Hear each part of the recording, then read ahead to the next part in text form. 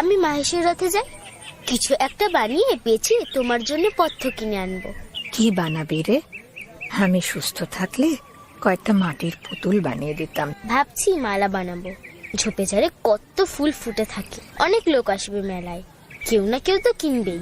কয়েকটা বনফুলের মালা বানিয়ে মাহেশের রথে গেল রাধারানী। কিন্তু রথের টান অর্ধেক হয়েছে কি হয়নি, হঠাৎই প্রচন্ড জোরে বৃষ্টি শুরু হলো। আবার বৃষ্টি শুরু হয়ে গেল, আবার ভিজে যাব। একটু দাঁড়িয়ে যাই, বৃষ্টি কমে গেলে আবার লোক আসবে। যদিও বৃষ্টি আর থামলো না, রাধারানীও মনের দুঃখে কাঁদতে কাঁদতে বাড়ির পথ ধরল। কে তুমি? আমি রাধারানী। মালার দাম কত? 4 পয়সা। এই নাও। এ কেমন পয়সা? বড় বড় ঠেকছে তো।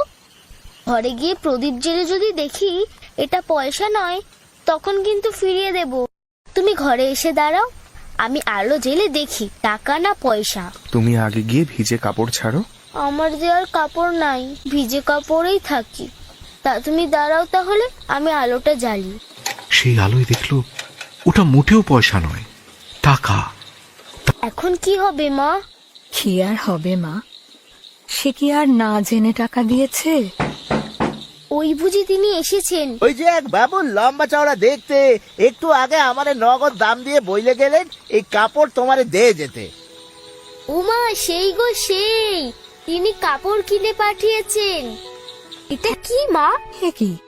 এ তো একটা নোট, তোকে দিয়ে গেছেন। দেখ, তোর নাম লেখা আছে, তার নামও তো নোটে লেখা আছে, যাতে কেউ চোরা নোট না বলতে পারে। হ্যাঁ তাই তো, রুক্মিণী কুমার রায়। বসন্ত কুমারীর চিঠি। বসন্ত লিখছে, প্রিয় সখী, পত্রবাহকের সঙ্গে গোপনে একবার দেখা করো। ইনি পরপুরুষ হলেও তোমার কোনো ক্ষতির সম্ভাবনা নেই, ভয় পেও না। কি ঘটল আমায় জানিও। ইতি শ্রীমতী বসন্ত কুমারী। এক ভদ্রলোক এসে দাঁড়ালেন। আপনি কেন এসেছেন জানতে পারি? আমি এভাবে পরপুরুষের সঙ্গে দেখা করি না। নেহাত বসন্ত বলল তাই। আমি আসলে আপনার সঙ্গে এইভাবে দেখা করতে চাইনি। সে না হয় বুঝলাম, কিন্তু বসন্তই বা এমন অনুরোধ কেন করলো? আগন্তুক এবার খুব পুরনো সংবাদপত্রের একটা ছেঁড়া পাতা রাধারানীর দিকে এগিয়ে দিলেন। এই কি তবে রুক্মিণী কুমার? আপনি কি রুক্মিণী কুমার? রাধারানীর ঠোঁট জোড়া কাঁপছে। আমিও এক রাধারানীকে চিনতাম, এক বালিকা। সে মায়ের ওষুধের জন্য মাহেশের মেলায় মালা বিক্রি করতে গেছিল।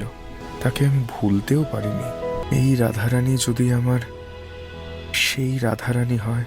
আপনার রাধারানী? এই প্রথম দুজন পরস্পরের দিকে তাকালেন। কিন্তু রাধারানী তো বিবাহিতা। আঁচলের নিচ থেকে সেই নোটখানি বের করল রাধারানী, তারপর এগিয়ে দিল রুক্মিণী কুমারের দিকে। এই নোট কি রাধারানীর স্বামী কখনো দেখেননি? না, রাধারানী কুমারী। স্বামীর কথাটা আপনাকে মিথ্যা বলেছি।